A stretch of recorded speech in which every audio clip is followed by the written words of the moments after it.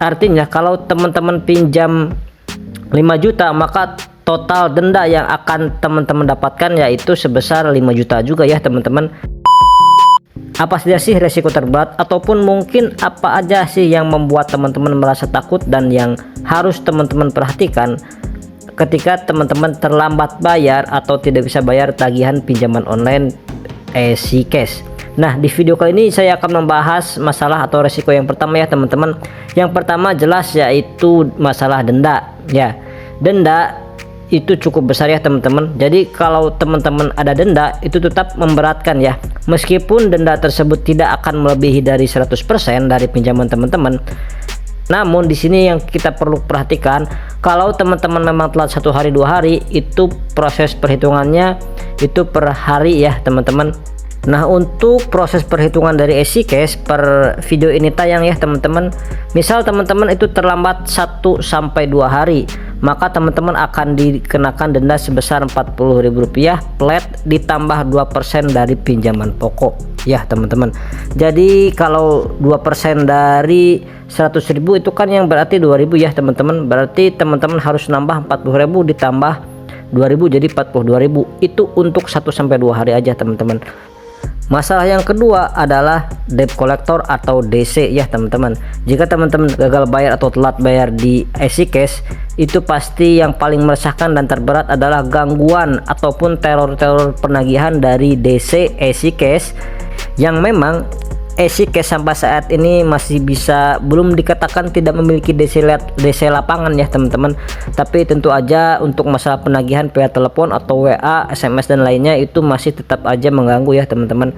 Karena bisa puluhan bahkan ratusan telepon masuk menghubungi HP teman-teman jika teman-teman tidak bisa membayar hutang sesuai dengan tanggal jatuh tempo atau tepat waktu. Jadi untuk teman-teman yang mungkin ditakut-takutin akan didatangi DC ke rumah dan lain sebagainya, sampai saat ini masih jarang banget ya teman-teman.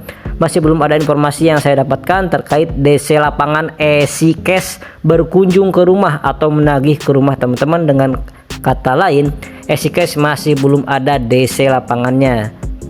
Nah, yang ketiga yaitu pastinya skor kredit ya teman-teman. Jelas untuk aplikasi pinjaman online EasyCash itu sudah masuk ke Slick OJK, dimana nanti teman-teman itu telat bayar 3 bulan itu akan masuk ke sistem Slick OJK, dan itu bisa mengakibatkan reputasi teman-teman di Slick OJK itu akan buruk ya. Seperti itu ya teman-teman.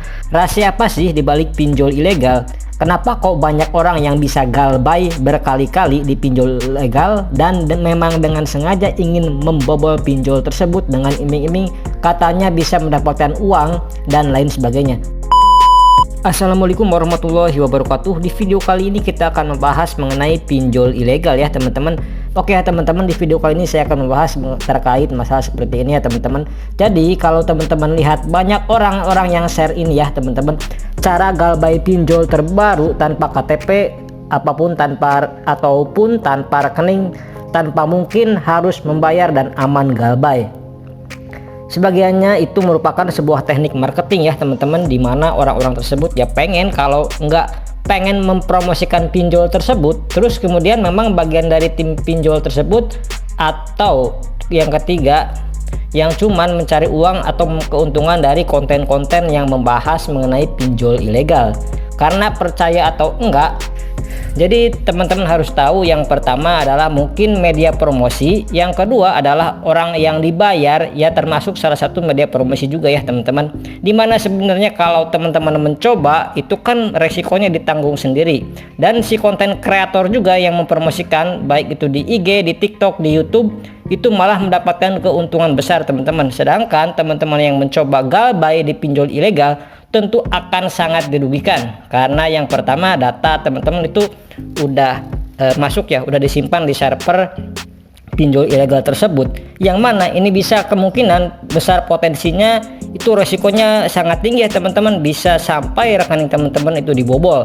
Kemudian data KTP teman-teman bisa dipakai di tempat lain ya untuk minjol, dan berbagai macam hal resiko yang bisa teman-teman kena. Sekarang pertanyaannya adalah, nggak mungkin orang itu bisa galbay di satu pinjol ilegal kemudian dia galbay lagi di pinjol ilegal yang lain dengan mudah ya gitu teman-teman ya.